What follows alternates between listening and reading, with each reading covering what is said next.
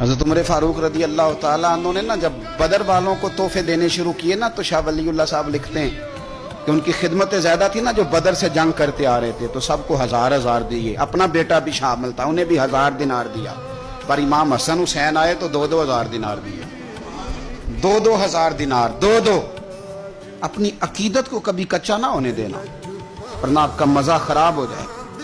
2,000 دینار. حضرت عبداللہ ابن عمر نے گھر جا کے اماں کو شکایت کی کہ اماں میں تو نبی پاک کے زمانے میں جہاد کرتا تھا اور حسن حسین تو بچے تھے، مدینہ شریف کی گلیوں میں کھیلا کرتے تھے، پر میرے ابا جی مجھے سنگل دیتے ہیں، انہیں ڈبل دیتے ہیں. اماں کہنے لگی پتر اگر تیرے ابا کا موڈ ٹھیک ہوا تو بات کروں گی، ورنہ مجھ سے نہ امید رکھنا کہ عمر سے بات کروں.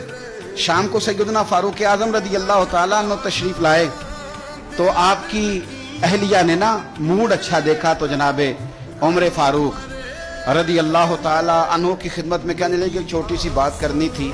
بچوں کو پیار ہوتا ہے، وہ محبت کے ساتھ کچھ باتیں کر دیتے ہیں. آپ کا شہزادہ کہتا ہے کہ آپ حسن حسین کو ڈبل دیتے ہیں اور مجھے سنگل دیتے ہیں. جناب فاروق اعظم اسی وقت فرمانے لگے بلاؤ عبداللہ کو، بلاؤ.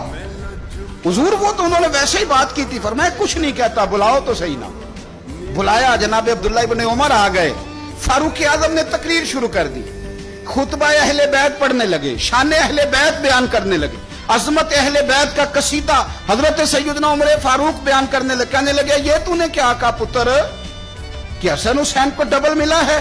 فرمایا تیری خالہ کا نام بھی زینب ہے، تیری خالہ کا نام بھی ام کلثوم اور رقیہ ہے، بتا کیا تیری ماں کا نام بھی فاطمہ الزہرا ہے، تیرے باپ کا نام بھی علی المرتضیٰ ہے، کیا تیری نانی بھی ختیجہ ہے؟ اور پتر بول کے بتا کیا تیرے نانے کا نام بھی محمد مصطفیٰ ہے؟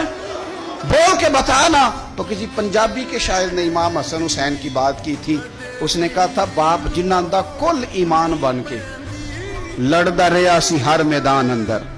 حضور نے فرمایا نا کہ علی کل ایمان ہے، باپ جنہ دا کل ایمان بن کے لڑدا رہا سی ہر میدان اندر، ماں جنہ دی سیدت النساء ہوئے تے نانا عرش تے جاوے مہمان بن کے.